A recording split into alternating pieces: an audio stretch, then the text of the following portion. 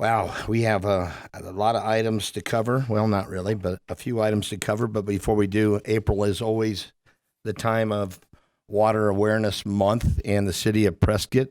And so I know you have some water awareness stuff you'd like to tell us, because there's a little guy up here that is making me aware that it's Water Awareness Month. Well, thank you. Good morning, everybody. I'm Leslie Grazer, Water Resource Project Manager for the City of Prescott.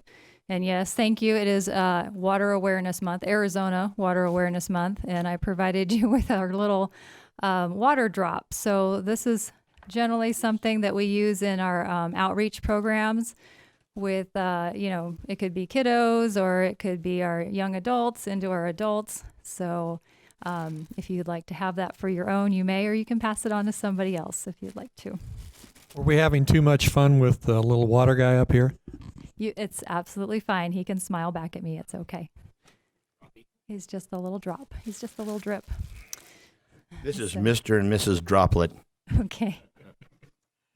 So He's not a big drip. we've been having a lot of fun. See, this is why we have April Water Awareness Month, because we do go out and generally have a lot of fun with folks. Understanding we are still under COVID conditions. Everybody's doing things a little bit differently. I wanted to bring your attention to the Arizona Department of Water Resources as the leader in this. So this is their website, and they're doing a little contest that you can enter. So anybody who would like to participate in that, I wanted to show that quickly. And then I'll move you over to the city's website. So we also have on the city's website Water Awareness Month. And down here you can see a list of fun activities. So generally what the city does is they partner with the folks in the community to have different events. So we're supporting those out in our community and beyond our community with the events that they are planning or information that they have. Last, I don't have a picture up, but over at the library, the doors have opened. And so the city helped by putting in a display, a water awareness display. It's about the water cycle, the urban water cycle. So I hope you have a chance to walk over there sometime. You'll see if you're a kiddo, it's good for you because there's objects such as pipes and water gates and pumps that they can enjoy at that age level. It's right at the bottom. And then for those that are readers and adults, there's the water cycle. So you can see that. Here again, we partner now with the Highland Center, and so they filled the rest of the exhibit, and it looks very nice. So I hope that we can start doing those things again for the public. So that's Water Awareness Month in a nutshell. Thank you very much, Leslie. Appreciate the comments on it. So the first item is item 4A. It would be the approval of March 2nd and March 9th meeting minutes. Has everybody seen those and read those? And if so, do we have a motion to approve? I move to approve. Second. Motion's been made and second. All in favor, say aye. Aye. Aye. Item B is infrastructure topic, pumping versus recharge 2021 update. Yes, and bear with me because I can't seem to do this any faster than scrolling with my finger. The page down seems to not do this. So that probably tells me that the keyboard is on. Okay, I do apologize. You had a lot of minutes since you approved 2. Okay, here we are. So I'll just call out the beginning of this. This is a standing item that you requested. At the last meeting, you did ask that we expand it a little bit to show some more details of what we know. On this page, just because it's available, the preliminary total pumping for calendar year 2021, that's through January 28th, is 854 acre feet and change. The preliminary total delivered to the recharge facility in this calendar year to February 28th is 624 and change. And at this point, it's entirely effluent supplies, reclaimed effluent, that is sent to the facility. Our window for recharge just opened up for surface water as of April 1. So we'll walk through this modified chart. One of the modifications, I think the main one you'd asked for, is that you wanted to see the previous calendar year as compared to the current year. So how we set that up was that everything that's the previous calendar year is in gray. So a solid gray bar is your pumping. This hatched stripe basically is your effluent from last year. You can Leslie, see, can I interrupt you for just a moment? ma'am, I am getting a message that no audio. from Leslie, Hoy, and Carrie that they can't hear anything. Okay. Can you just hold on for one moment, please? Yes, I'd be Thank happy to.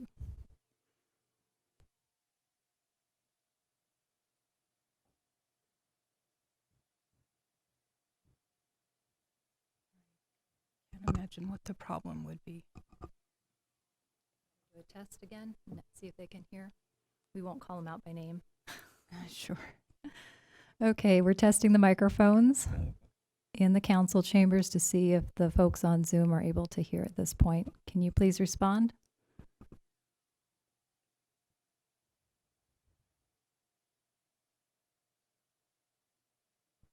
Okay, I think we should pause the meeting for a moment while I go contact IT. Thank you.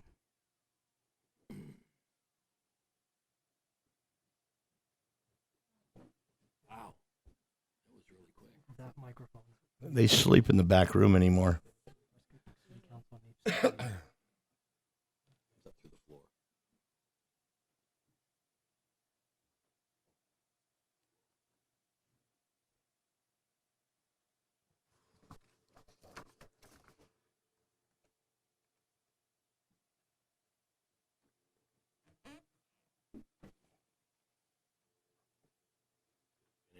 Leaving, it's going to outer space. Okay, it's on now. Thank you. Everything's fine now. Go ahead. Okay, let's start over. Proceed. Okay. Do you want me to really start over? Just No, start with this not, topic? not all the way over, but Okay. just explaining your bars there would be good. Okay, I can do that. Okay, so where we were at was just explaining that the older previous calendar years in gray, we were on this effluent bar here, reclaimed effluent, so that's showing up already. No surface water, of course, is generally delivered in this time frame, so there's no previous or historic bar there yet, and there won't be this year because we didn't send any. However, in April is when our surface water recharge window opens, so we'll start seeing information populated there. And I guess I should say one last item just to, I guess, have this gel with what you've seen in the past is that we like to stack the reclaimed effluent that's delivered to the facility with the surface water. So when we start having that data roll in, I'll see if we can do that. So what you would generally were wanting to see was how the pumping compared to the recharge, and it didn't matter the supply type. Correct. So we'll see if we can start having that happen in these future months here. The bottom of the chart, total pumped, we already ran through that. And then you asked for a cumulative percent. What is it looking like from month to month? So we added that as well. That's a percentage of total recharge. It would be deliveries compared to pumping. Okay. Mm-hmm. Let's see. We already went through note 1 in the past, so you understand where the pumping data is coming from. So that's supported there. And then I also went through the surface water supplies. This is where we will probably need to have a decision of the group, is that in your meeting minutes from last time, you asked that you wanted percent effluent as a comparison. So what we probably need to make sure everybody's clear about is that surface water has to be recovered the same year that it's recharged. So if you put surface water down, you have to pull it out the same year. So if you want to keep this cumulative as only showing the effluent, we could do that. Or you also need to be aware that basically the surface water is moving like this. It's going in and coming back out. Well, effluent, we do that too to some extent if we recover the same year. Or the city can, if they have extra supplies, they can keep that in the ground and put it into their long-term storage account. So no decisions have to be made today. I just wanted to make sure that we're understanding what's happening in the physical world out there, what we're portraying on this chart. And then as the next months start rolling in, it won't be until April that we're seeing the surface water potentially. Leslie, I have a question. Yes, sir. You say that surface water supplies have to be pumped down but pumped right out. They How does that happen? magic of Yeah. state law. No. Beam me up. So or- yeah, this is your note right here. Actually, it says if water is stored pursuant to a water storage permit and its use is based on a decreed or appropriative water right, the approximate recoverable amount of water stored in a month shall be recovered on or before the last day of the following month, or within the same calendar year, whichever is earlier. And we can't credit to a long-term storage account on this supply.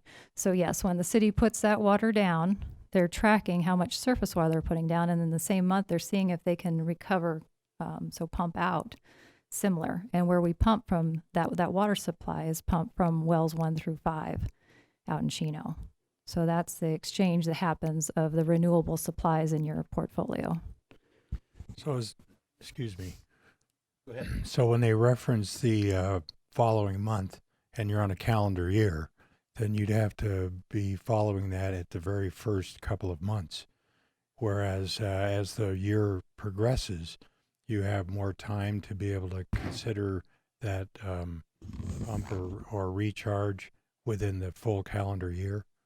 So I think when the statute was written, they didn't realize the challenges on the operation side to make this work. So the department is very willing. It says, or within the same calendar year. So that's where this will roll up at the end. So even though we're watching what we're putting down and seeing if we can roughly match it, we don't absolutely have to match it. So we don't have to do exactly that, check what's happening in the previous month. But that's how the statute reads. The state is very understanding and says, as long as you show us what you recovered at the end of the year, then, whatever you put down, if you put 600 down, 600 had to come back out on your annual report. So, and we'll be going through that annual report in a future meeting, actually, at the full council. Thank you. You're welcome. Oh, let's not go there, sir. We'll get into the details of the physical supply and what it really looks like over time. We could do a discussion on that. I think with some diagrams would be helpful. Is that okay, Mr. Palladini? Okay. All right. If there aren't any questions on this chart and this item altogether, we can move forward if that's your... Yeah, Leslie, I have a question. Yes, sir. 68% in January, 79% in February. What is the difference? I mean, what causes that difference? It looks like in February, we had a little bit more effluent available to put to the recharge facility. Okay. So that would possibly mean the golf courses didn't use it? Correct. So when we once it's treated at the plant, we can either send it by pipeline to the recharge facility, or it can go out to direct deliveries. So you do have 3 golf courses that you serve, as well as an industrial user. So is that possibly where we're seeing the... It could be. Because February is a colder month, and we're not utilizing that much water at the golf courses, so it's being put back in. That's a reasonable, yep. Okay. Yep. You remember, so it was late January, right, that we had the big storm, or another big storm? Yeah. Sure. Yep. So it's interesting to track and see how things are happening and what influences it. Is it the natural system, or is it the urban water cycle, which is at the library once again right now as a display? Is it what we do as part of that cycle of water? Okay. So if we see rain this summer, we'll see the same thing. Meaning that you'll have less Meaning people that using water supplies. There'll be natural watering of the courses versus effluent. Yeah, I think they'll still be irrigating, but even it's been quite a few years. I wish I could remember what years. It doesn't really matter. But when we had consistent rains, the gardens around here, people who are gardeners, it was amazing because they could pretty much support their garden entirely by the rainfall. Sure. Rainwater harvesting, totally different topic. But the golf courses, that grass does require some TLC. So if they get some precipitation, great, but they're probably also using supplies, the reclaimed supplies, but probably to a lesser amount. Okay, thank you. We have any comments over the Zoom? Okay, so with that, let's move on to the next item, which would be item C, which is a focus topic. It's a draft issue brief on groundwater and assured water program dated February 11th, 2021. Okay, and if you'll allow me to take a moment to address this topic on the agenda. You had tabled this due to time at your last meeting. And for the record, if it's okay, gentlemen and the clerk, I'd like to take a moment to retitle this, that it would be the focus topic would be issue brief on groundwater and the Assured Water Supply Program dated March 5th, 2021. Okay. So your attachment is, we took this topic, moved it onto this agenda. More activity has occurred since your last meeting, and so we attached the latest copy. And let's just quickly talk about that copy, I guess, a little bit. I'm going to move through for the sake of time the memo itself, and we'll go to the document. Okay, so this document is a 40-page document in your packet, just the executive summary, and one of the issue briefs was attached. This is a document that was provided by, this is the chain that happened here. So the governor has a water group. That water group has subgroups. One of those subgroups is called the Post-2025 AMA Committee. They have been working well over a year and a half, probably almost 2 now, to look at issues in terms of what is the state going to be doing after 2025. In this executive summary towards the bottom, it says overall the document has 6 areas of opportunity to improve upon the groundwater management. And so here again today, there are lots of choices for you in the future, or you can have the entire document. It's available online. We are solely going to look at groundwater in the Assured Water Supply Program. And I'll move ahead. So in your packet, I'm going to be on page 16 of the packet, but 28 of the issue brief. Okay, so the issue statement, it says, and I'll try not to read much of this verbatim. I'll just call out certain things that I think would be helpful to this group in this area. So the issue statement says large parts of the active management areas remain groundwater dependent due to lack of renewable water supplies and infrastructure, which creates uncertainty as groundwater supplies become more limited. And then it has 3 bullet points there. What are the role and consequences of the groundwater to support new growth after 2025? What are the risks to homeowners? And what are the roadblocks? So they came down to 3 tight bullet points, and then they moved forward. So moving forward, they have a background section, and I'm going to just catch it right here.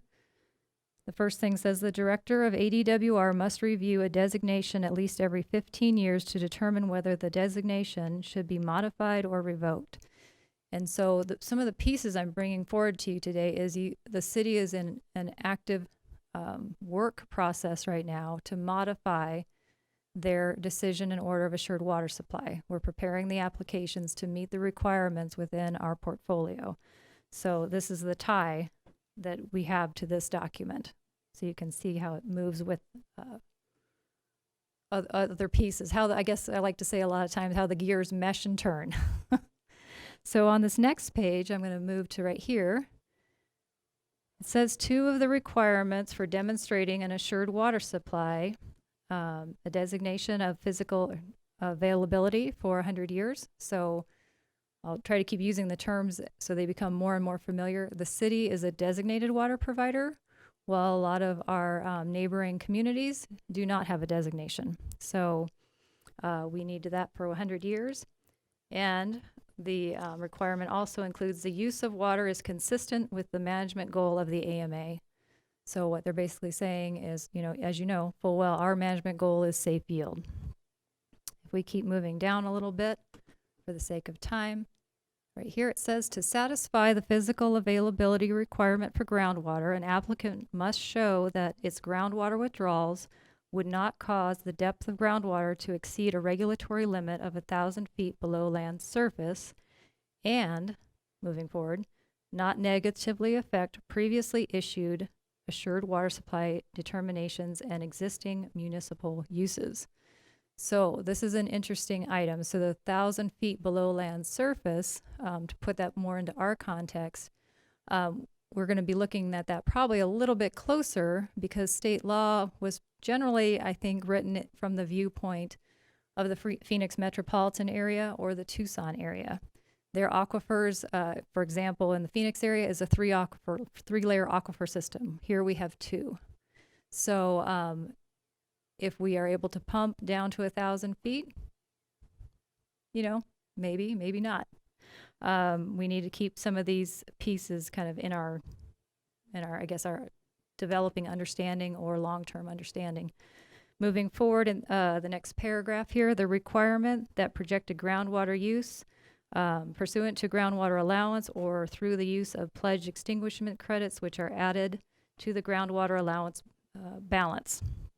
So I'm not going to go into much depth here, but I want to make this tie for you in that in your modification of your decision and order, you have current demand, meaning we are pumping it right now, committed demand, what's set aside for subdivisions already, platted subdivisions, and then we have projected. So these are some of the terms that need to become familiar, more and more familiar. Moving to the next paragraph,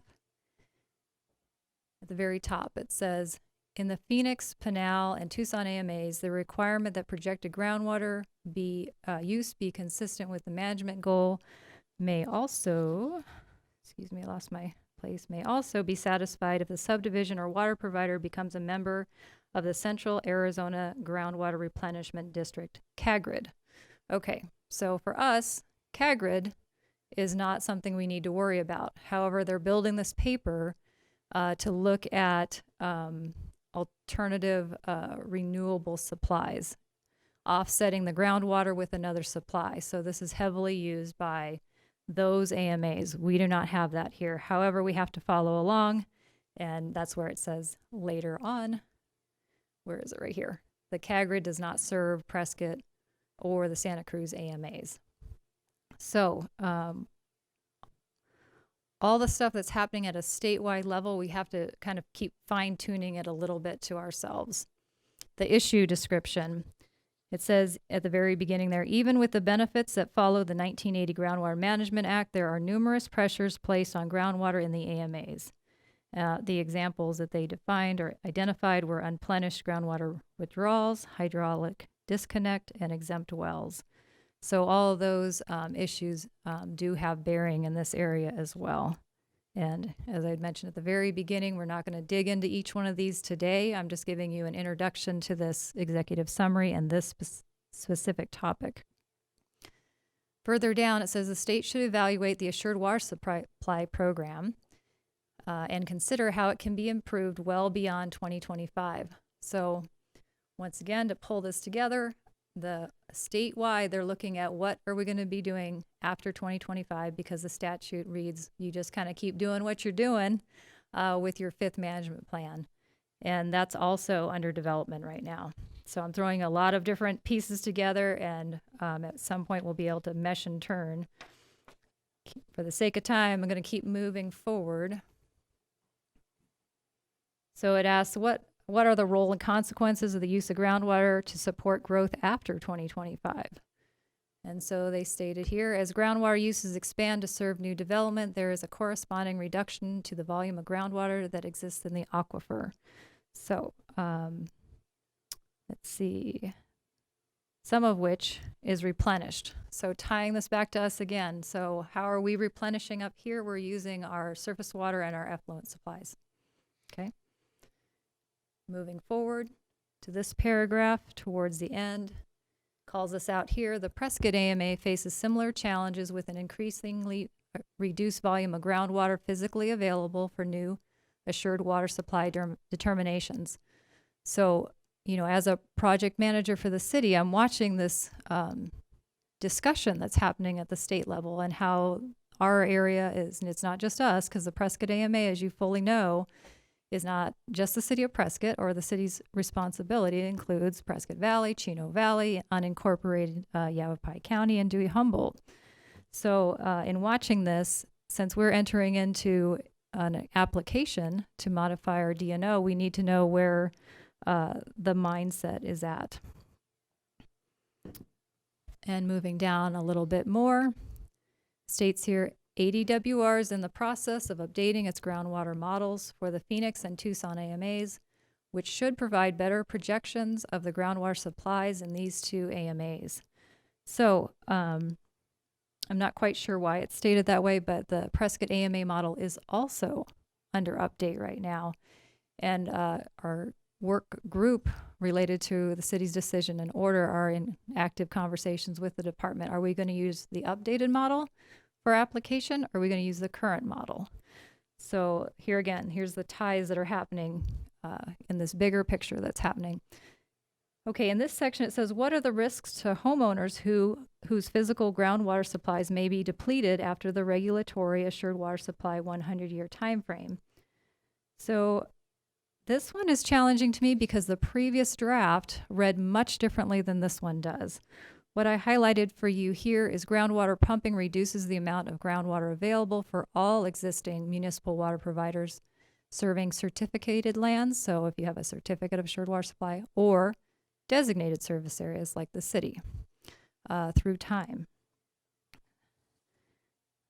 Moving forward to the next page, they say, ultimately, homeowners rely on the water provider for service with an exception of consumer protection by local and state government, no matter the status of the assured water supply.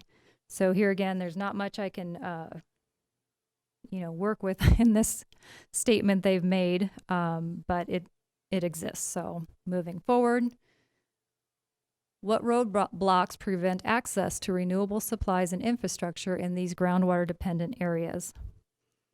Sorry, went too far.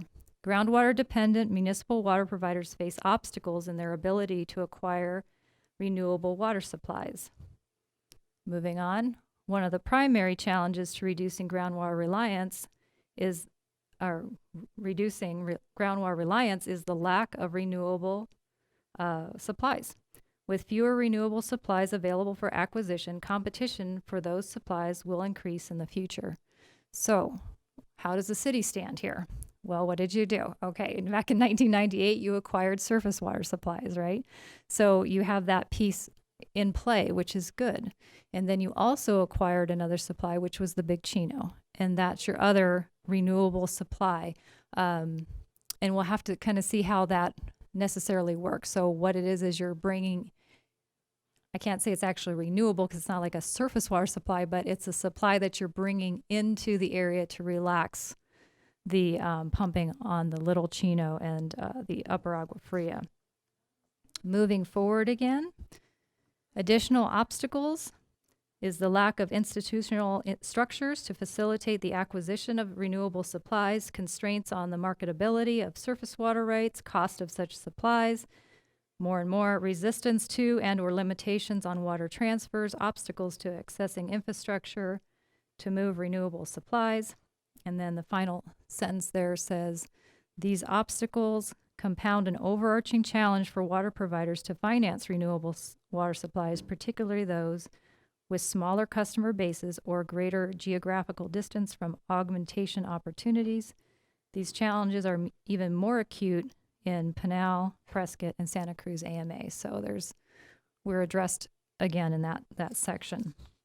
So, a lot of information there. I just highlighted some of those key pieces. So we're going to see, I believe, definitely as things move along, we're going to see a fifth management plan underway from the Department of Water Resources. We're going to see the governor's group addressing these issue briefs that have been all compiled into one. We're going to see that our modification application for our DNO, we're going to see potentially thought processes that might be placed on our work based on these things that are available and being discussed across the state. So I wanted to bring these things to your attention. And that's, I think, the general point of this section. Other than if there are other issue briefs you'd like to explore, we could do that here, or you can do it independently. I'm happy to provide that link. And that's all I have for this topic. Go ahead. Leslie, this may be a Gwen question, but we have the pumps out in Chino Valley, or the wells out in Chino Valley, excuse me. Am I right? Anywhere from 250 feet deep to 400 or 500 feet deep? Is that? Councilman Shishka, that's correct. The wells in the airport area are a bit deeper. They're around 400, 450 feet, whereas the wells in the Chino Valley area are around the 200 to 250 feet. That's Okay. correct. So the question I have is, we have the depth of the well, but then we have a pump. At what level are the pumps set in like Chino Valley or out by the airport? So the numbers that I just gave you, those are static well levels. Uh-huh. The pumps are set significantly lower than that. The pumping, for example, Chino well number 2, the static level is around 235 feet, whereas the pumping level is around 270 feet. So it varies from well to well, but obviously we're not pumping from the top. The wells are 50 to 100 feet lower than that. Okay. I was just asking in reference to, I remember when my father-in-law branched out in the Big Chino, he'd dig an 800-foot well, but the pump would be at 150 feet because there was so much pressure behind the. So I was wondering, if that was the same with our wells or not. And it's similar, yes. We're not pumping 800 feet deep. That is a true statement. We're pumping 50 to 100 feet below static water levels as a general rule. Okay. Okay, thank you. It's good. So our assured water supply status is reevaluated, and the decision and order is issued every 15 years. The city's decision order, the current one that you have, had a 20-year window, so it's come up on its 20-year. And its statements in there, and we can bring these forward, is that if we didn't have the Big Chino connected, then approval of construction, then we needed to be back in with an application to modify by December 31st, 2021. So they can issue different timeframes. The city negotiated a 20-year timeframe last time. This time around, they're holding a lot more of the designations to a 10-year term. So it's more likely that this new AWS will be a 10-year status. Well, we'll see. Mhm. The city is going to negotiate for the 20, as we're preparing our documents to have a 20-year term. So they probably, and I'm assuming here, they would probably look at the management history, also the availability of importable water amounts, Yes. sources, whatever, to determine whether a longer period of time might be justified. Correct. And that is a pretty good segue for your next topic, actually. The next topic actually goes back to the DNO modification. I have a PowerPoint for you. So, Of course, we have the additional concern about our data collection and modeling for the SRP study and modeling that we're providing for them, because potentially, if you just look at these numbers, as long as we don't ever get to 1,000 feet below surface level, then we can confidently say that our users will have a 100-year water supply, especially if the water table is dropping about a foot per year. yes, all this will have to shake out in the discussions that we're having, and you'll have ongoing, as our work team gets through different sections of the application, we're bringing those forward to you.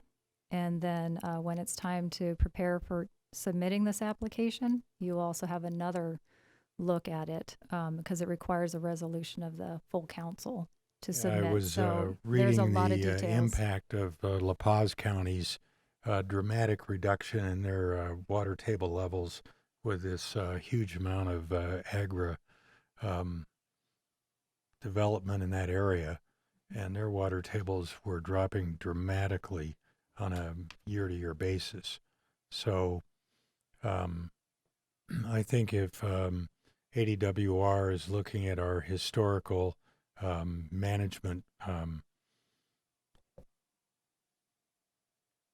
policies and how effective they've been, then we're probably more likely to get a longer-term status, but that's just speculation at this point, right? Correct. Right. All right, thank you. We're going My to be doing question- the work here to get. Let's say this may be immaterial, but at some point in time, I think it may be very just that could ADWR, based upon us being an AMA, and at some point in time, there's probably people out there who would like to know what an AMA actually gives you or protects you from. But as being a water provider and things we can do that other folks cannot do, like Dewey, Humboldt, Chino Valley, unincorporated Yavapai County, is there any thought that ADWR might say, because you're a assured water provider and because you have the ability to transport water from outside the AMA through the Big Chino, is there any likelihood at some point they would demand that we do that in the future? I mean, here they're talking about renewable resources. Here they're talking about finding a different resource, much like Payson did with Blue Ridge Reservoir, and bringing in water. At what point can the state actually step in and say, you have been given the right by court action and onward to pump water out of the Big Chino, not only to reach safe yield, but also to provide protection to all the other communities and outlying areas in the county? Would they ever do that? Well, I think we're running ahead of ourselves a little bit. Right. It's hard to say exactly what ADWR would do. At this point, either you're meeting the requirements of your decision order, or if you find yourself in a not so favorable position, you could have it revoked. But the city's never had that. And I don't think that the city would go that route. The city's always been very careful in its planning. And that's, starting very early on, as soon as this area was declared, decided to be an active management area, it was because the state knew that it had the potential to grow and it might have limited water supplies, which is no different than anywhere else across Arizona that has the potential for growth. So at this point, I wouldn't want to make a call, unfortunately, if there would be a force kind of thing. I think the city would choose themselves to say, we're watching our production numbers, we're watching our growth, we're watching all these things. It looks like it might be time for us to bring on another supply, or as we're looking, and this is kind of getting into the details, maybe too far, I think, for today, is we're looking at, well, how well is our surface water supply, our renewable supply doing? Can we show that we can actually use more of that now because we made improvements to the delivery line, because there were improvements, corrections, or what would you call it, maintenance to Watson Lake, to make sure that our auxiliary spill is where it should be, so we hold the right amount of water that we're entitled to and then can use that. So if you don't mind me kind of wrapping, I don't think I can give you an answer. And I don't know if there is necessarily a correct answer at this time. I think we need to continue to do the preparing we're doing for this DNO. We need to watch what's going on the state level. And then we'll have to see if there's any reason. I just don't think, my initial gut feeling is no, the state wouldn't do a force. And I think the reason have something in our DNO when it's approved. Once we get through the application, it's reviewed, it's written. There might be something that says, this is the time frame, the next time frame we might expect you to be looking towards an approval of construction on Big Chino. Okay. And I guess the reason why I keep bringing it up is because I do know, based upon talking to people around the state with water, that Prescott's in great shape as an AMA, the way we've managed our water with Watson and Willow Lake and the things we've done and our recharging facilities out at the airport and everything else. So when you look at it from ADWR's standpoint and they look at how we're managing our water, I think we sit in a pretty good, position. But the question is whether they ever say to us, because you are in such a good position and because you have the authority to bring water in and be a regional provider to water, the question begs to me that at some point in time they may ask us to do that. So I know that may be getting the cart before the horse, but sometimes it's called long-range planning. And so I'm still of the mindset that at some point in time we need to bring that water in from Big Chino. And some people would say, well, why would you do that? All you're going to do is exasperate growth. But that's not necessarily the case. I think managing your water is the right thing to do. So at some point in time, we may have to be looking at not only managing ours, but the areas around us. Okay. Any hands up over there? No, we do not have any. Okay. Thank you, Leslie. Absolutely. You're down to one more item, and we're at just after 10. So this is 8 slides. I'll start here. So we're now in April. In February, you had, you'll see this PowerPoints have the same look, so you know which topic we're on, because we do throw a lot at you, and there's a lot to watch. But we did a PowerPoint for you about the kickoff for your modification to your DNO. The work group continues, and they completed their initial discussions on physical availability. So that's the topic for today. This hopefully will be the only slide I read to you. It says, in the application, a comprehensive hydrologic study must be submitted with this application unless the department has previously reviewed the hydrologic conditions for this area and has issued a valid letter of water availability, physical availability determination, or analysis of assured water supply. The department has adopted a substantive policy statement to provide guidelines for preparing a new hydrologic study. The policy statement is available on the city or the department's website. So that's how it reads, and there's a lot more details.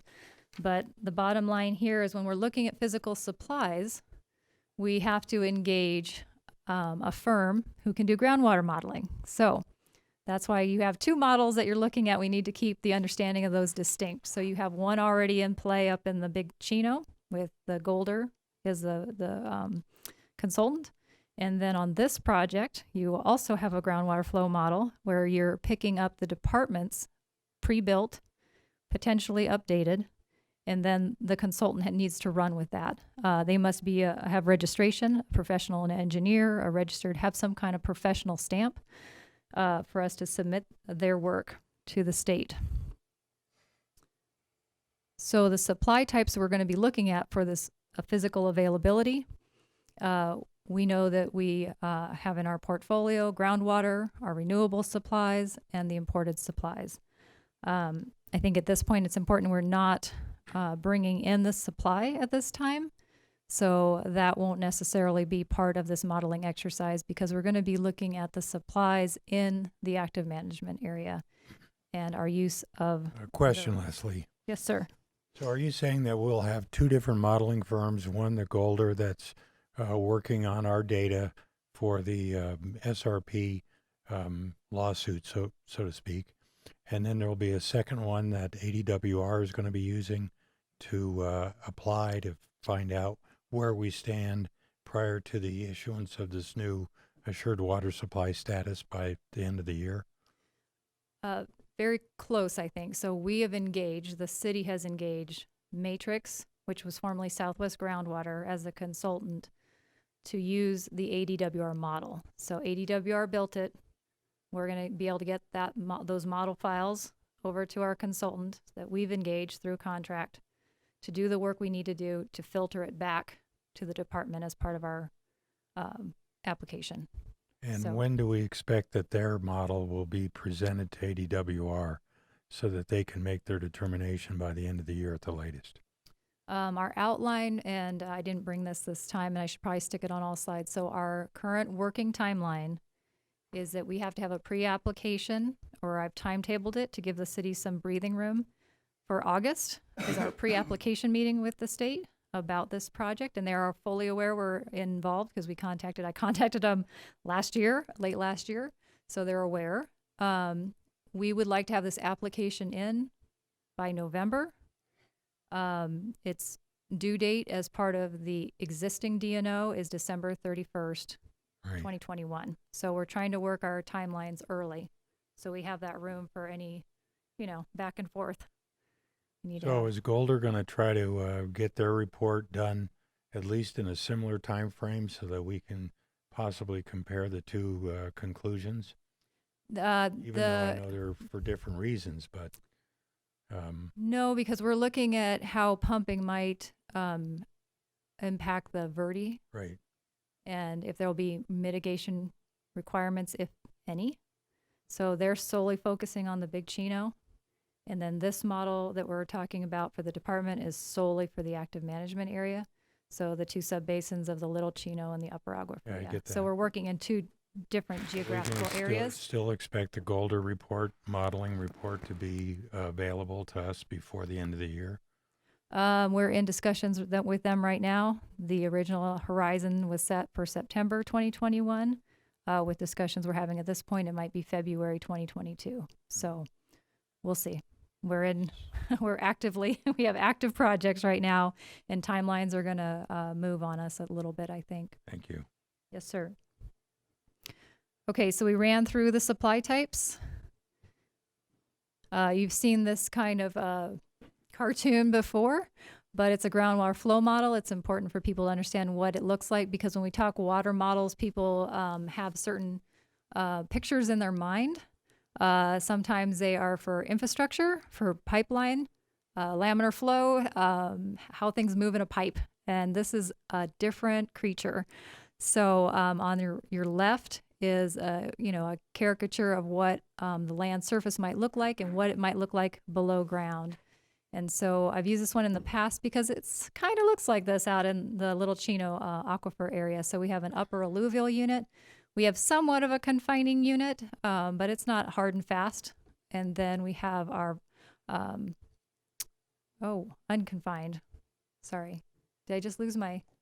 It's our lower volcanic. So we have a confined aquifer below here. And that's why your wells out in the Little Chino are drilled to like 800 feet. But because you have pressure head due to a confined aquifer, it pushes the water up in the column pipe. And then you set your your pump down into that. So you have that breathing room, a water column above your pump, because you don't want to pull it down and burn the thing out. So your wells in the Little Chino area are going to behave a little bit differently. And just because you're like, wow, those are drilled to 800, but our other ones up near the airport are 400 feet or so, those go to 1,000. But the water level, and that's why we have to be really careful with our terms, is like at 400 feet. It's because our geology is different, and there's a huge gradient. We're on the foothills of the Bradshaws, and then we go out to Chino Valley, which has 2 aquifer units that we use there. It's much more pinched out, and we'll look at that at some point, again in another time. So this model, then what it does, it's a mathematical model. So it breaks down the area into basically cubes. We call them cells. And then we have to tell those cells how they talk to each other and what properties they have in each one of those cells. And this is why you engage a groundwater flow modeler, because having one on staff who does that every day and that's all they do is not very efficient for your budgets around here for any of them. Everybody goes out to a specialized person. So let's look at this grid real quick. What's going to be modeled here? The existing model from the department is this red outline. And what you're trying to catch is where the aquifer is. The aquifer, the productive areas are. Up here, you hit hard rock. You don't model into hard rock generally. Up here, you can see the city Prescott is generally in the hard rock areas. And that's why over time, if you watch your history, you moved out to this area because this is where the aquifer is at, the thickest parts. So if we look at just the surface, if you follow the highway line through here, this is kind of your sub-basin boundary. It crosses kind of down through here. This is your Little Chino aquifer. And then you have your Upper Agua Fria down here. And recall that the water flows right here. This goes down towards Phoenix into like Lake Pleasant. But this area flows north, hits the Verde, and then wraps around and goes to Phoenix. And then your aquifer systems, we didn't define these in here, but you'll see in other images at another time where the upper alluvial is versus where the volcanics are. And the upper alluvial actually extends all the way down through here, but it's very thin. They have very little to work with. So kind of note this reddish boundary of the model. Here it is when it's broken down into cells. And so you have to think that these go down into the ground because we're talking a 3-dimensional flow model, not just 2D. So the Prescott mod flow model by the department was first developed in 1995. It's been updated in 2002, 2006, 2014, and now is under a current update. And we're waiting to see if we use that update or if we use the older version. The Prescott AMA model will be updated by the city's consultant. So this is Matrix for current pumping and projected pumping, water levels, artificial recharge, and other information about aquifer properties. So just the straight basic data has to go into this thing. If we have our water levels, if we have our pumping, all those things have to be a part of your historic data. And then you have projections, because we have to show the department that we can maintain our assured water supply into the future. And we're looking at trying to show them 20 years. We can do this no problem for 20 years. And that's what we'd like to see this document roll out as. And then the other aquifer properties, for example, when well 5 was drilled, Airport 5, that gave us new driller's logs to work with to show what that area might look like. So, oh, I lost my map. It won't show. So let's say we're out here near Airport 5, about here. If we didn't have a driller's log for that area, now we do. And now we can apply some of that information to the model to inform how it works. So it'll hit its targets better, basically. We're almost there. I'm looking at time. I think we're doing good. Okay. So this is what our consultant shared with us. The work group saw this already. We're bringing this to you as well. So these are the different kinds of basic data that we need into this model. The historic period from 2012 to 2020. We're making sure all these things are available, make sense. I think the department has the updated model with data through 2018. So our consultant's going to bring in the 2019, 2020 data. And then in 2021, we start on projections. So this is where, at this point, we've provided most of this information to our consultants. So they're working and thinking at this point on these, the historical period. The future pumping, we're in active conversations with our consultants, and we'll have to move from in development discussion, or I guess, yeah, in development into a discussion stance, and then into a decision stance of what we're going to have this look like. Meaning, what are our pumping rates going to look like? Are we going to pump well 2 more than we pump well 5 at the airport? You know, when will well 5 actually, and I should be careful, well 5 isn't part of the system yet. It's drilled, it's waiting in the wings, basically. So we need to make those decisions, and we do that through working with Public Works infrastructure team, the utilities, to see how they've looked into the future as to how their pumping regimes might look. And that's what we want to apply to the model potentially. As well as the artificial recharge, that's this block here. We need to be thinking, okay, so what is it going to look like? Are we going to have potentially a drier time period again, where our golf courses need us to be sending more water to them to meet their needs? Or would it be less? So we're going to be having to look at how much is going to make it into the recharge facility and available to stay in the aquifer versus being recovered that same year.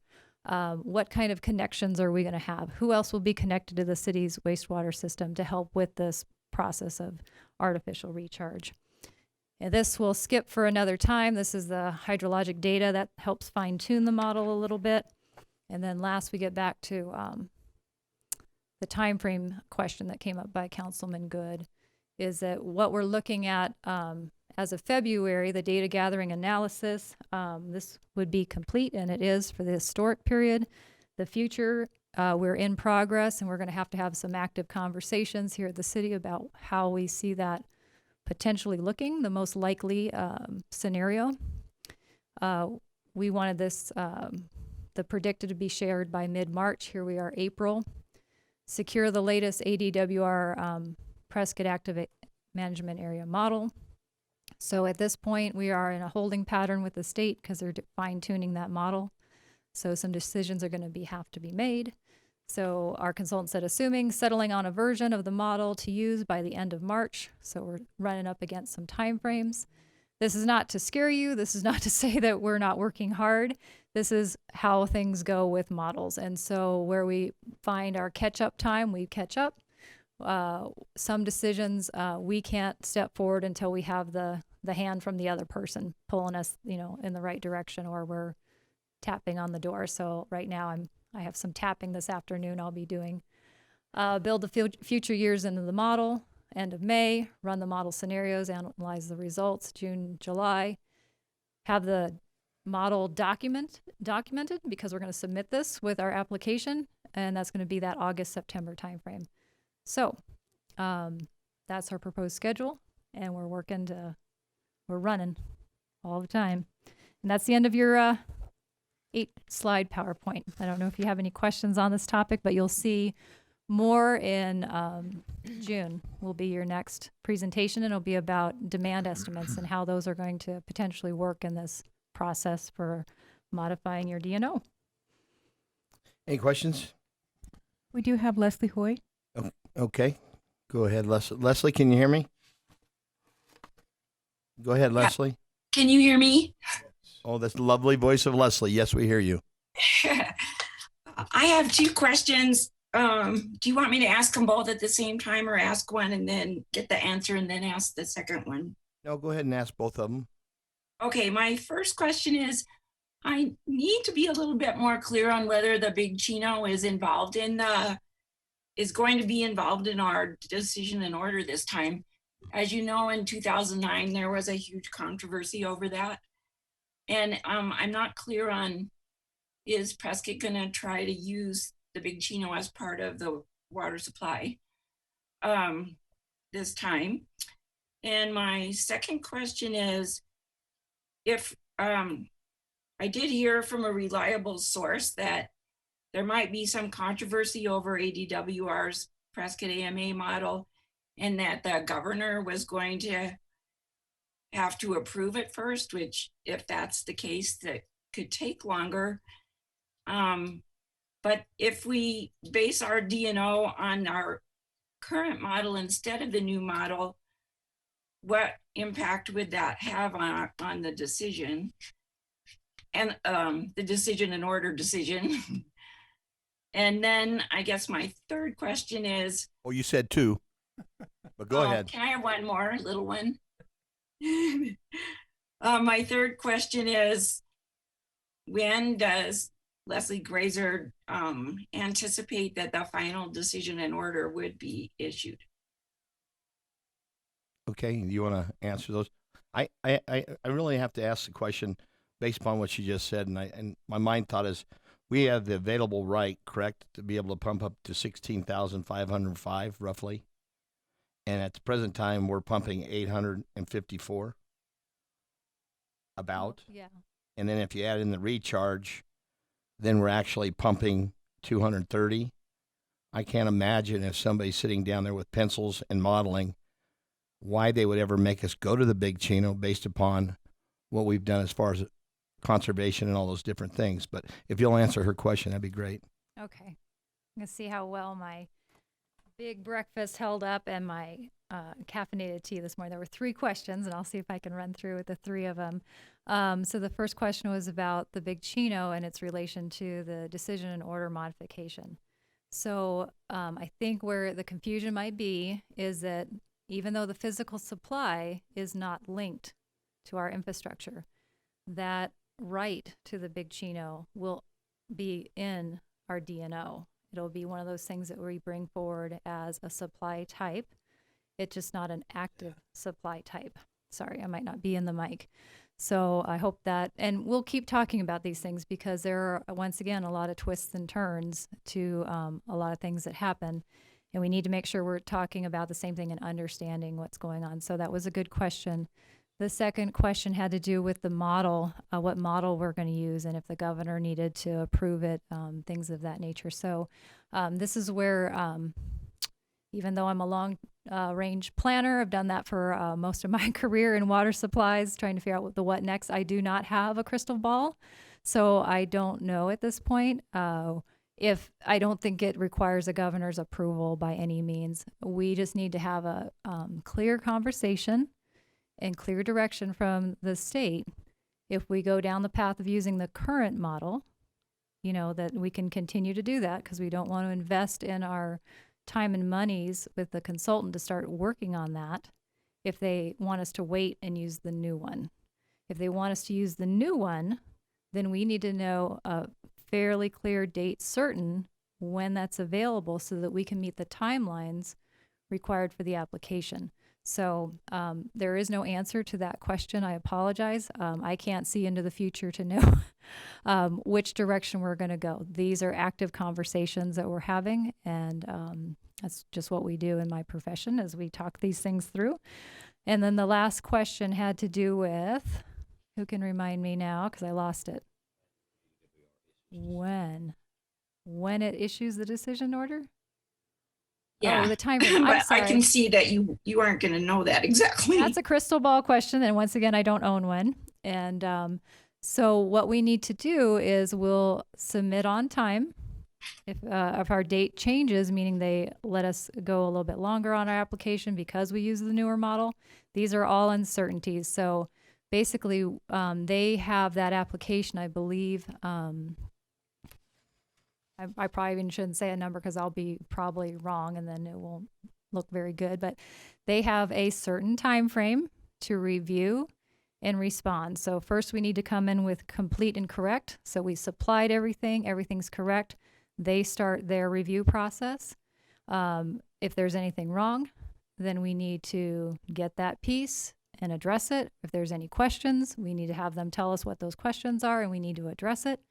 And then ultimately they will roll that into a document and that will be signed by the director that we have completed that process and it'll be issued. So I do remember as Ms. Hoy is mentioning that the last DNO was a workout. So we're working our best on this DNO to have our things timely, organized, documented, all these things that help our timelines and help us work well with the department. And that job one was getting in touch with them and saying, we recognize that our DNO is coming due. Not only do we recognize it, we plan for it. And part of our planning was we stepped back in 2015 and we began a water resource management model. It was a long-term planning model.